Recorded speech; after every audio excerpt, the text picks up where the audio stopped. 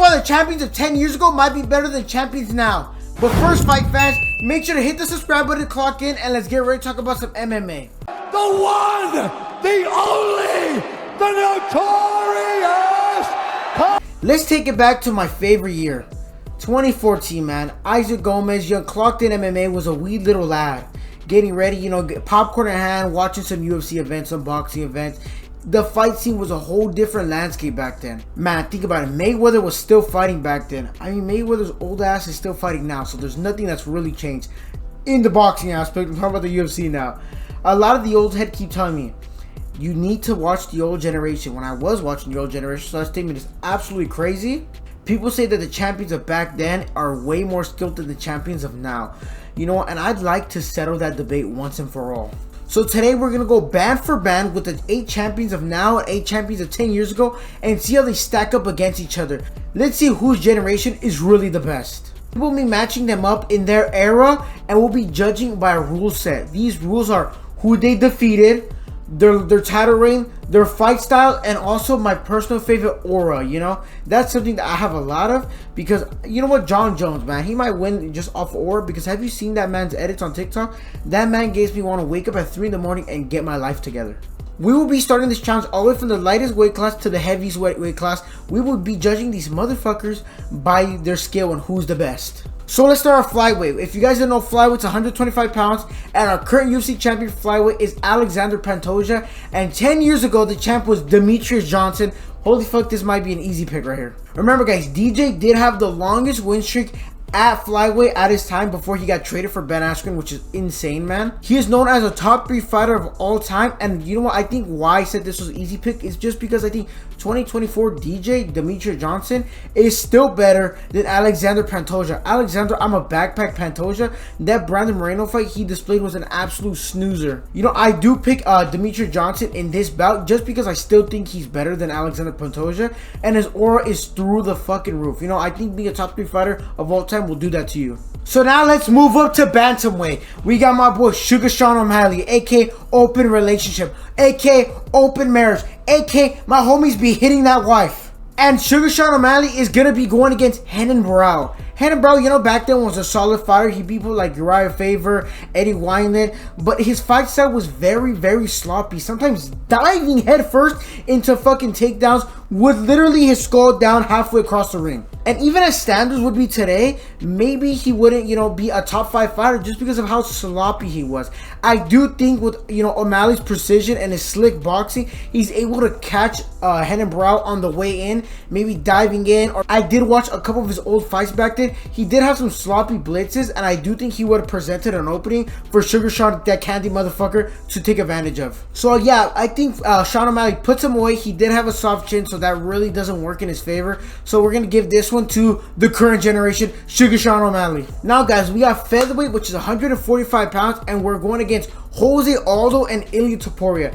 This is the only fight when I was writing my script, I was like, holy shit, this might be a 50-50 fight, because I do feel like Jose Aldo does have the superior boxing and the superior takedown defense, but Ilia's ground game is very, very, very good, and he has fucking dynamite in his pants. Go ask Volkanovski's chin if he has power or not. I think the answer is not going to surprise you. But overall, I do think in this fight, the factor of experience is going to play in, and that takedown defense is going to play in. I think Jose Aldo takes this one, but I'm not very confident saying that. I think that slick box, that slick style, even be able to get away from him, come back in, get away, is really, really going to get to Ilia Topuria. So we're giving it to Jose Aldo. Now for the easiest prediction of the night. We have Anthony Showtime Pettis versus Islam Islam Makhachev, and this might be the easy one to pick, guys. Due to the lack of evolution Anthony Pettis had in his game, which is like, if you really do break down his career after he lost the title, he really stayed the same, man. He's just an exciting striker to look at, and his striking is not even that polished. And in his resume, he does have a lot of elite wrestlers he's never really fought. So in that aspect, I do think Islam Makhachev steamrolls this motherfucker. Due to the fact that Islam is just an amazing, phenomenal wrestler, and he has sharp striking, and he still has power in his hands. Anthony Pettis, even on the feet, I'm not very confident with him fighting Islam Makhachev. So I do think, you know, Islam is just a way better fighter in every aspect. Anthony Pettis is supposed to be a good striker, but I still think he might get outstriked by Islam, because Islam was outstriking Dustin Poirier. Let's think about that. Let's remember that.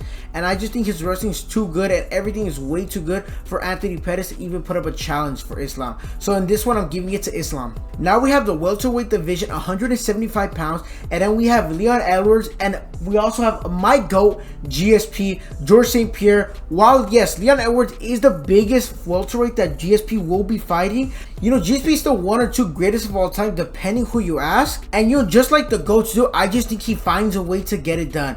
You know what? It's like Volkanovski in his prime. You put him in his camp with his boys and he figures out a game plan, and they figure out a mission to get this fight to become a win. I do think the striking aspect, Leon Edwards is obviously better than GSP, but in the ground game, his submission offense is crazy. If you were to get Leon Edwards to the ground, I think the fight would be over like that. Like, it wouldn't be a really competition, man. Yes, I know what you guys are saying, you fucking D-riders of Leon Edwards. Don't let him bully you, son. I hate that motherfucker. You know what? We're gonna say yes, his striking is good, and his ground game is not that good. He did take out Usman. Usman still got up. So in that aspect, I don't think he has good ground game, and I think GSP gets this win. For now, we have Dricus Du Plessis at middleweight fighting Chris Weidman. And yes, while I do think that, you know, this is a close fight, and if you really break it down, it's really not. Dricus has good striking with, you know, power in his punches. He also is a very, very nice wrestler. When he was going to fight Israel Adesanya, people did say that Dricus had the advantage in the wrestling and that he might lose just because of the wrestling aspect. Chris Weidman, yes, is a phenomenal wrestler. Phenomenal wrestler. But I just think, you know, Dricus has the defense and the offense in wrestling to stop Chris Weidman. And then if they stay on the feet, obviously Dricus is going to put him out, since Chris Weidman was never really that good of a striker. He was okay, fell in love with his striking, but it's one of those people that when they fall in love, they become just a little bit worse because they become too dependent on it. So in this case, I'm giving it to Dricus. Now we have a fucking banger, man.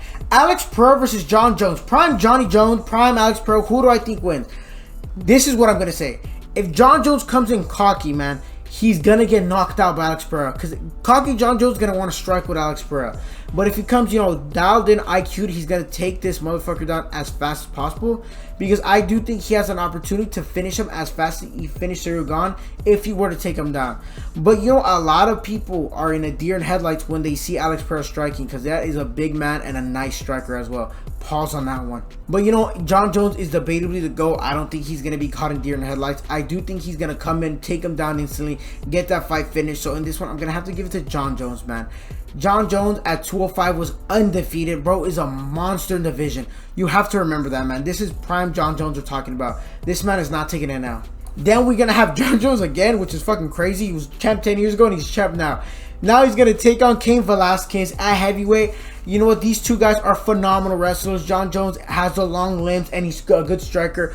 You know what? Cain Velasquez does have that power, that natural power, but I don't think he's as good of a striker as John Jones. I think they're about the same, realistically, but I think John Jones, again, he's the GOAT. And like I said before with GSP, I think he finds a way to get it done and get into his mind games.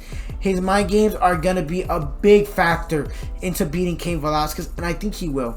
I think he would beat Cain Velasquez, and it wouldn't really be that close. I think he gets him out of there maybe in the third round TKO. But guys, let me know if you guys think I'm fucking crazy for my picks down in the comment section below. I will be replying to all the comments. But most importantly, fight fans, watch my last video on why Nate Diaz actually beat Jorge Masvidal, and that fight wasn't a robbery in their last boxing match. But most importantly, fight fans, make sure to cut that like button, subscribe, and I'll see you guys on the next one. Peace.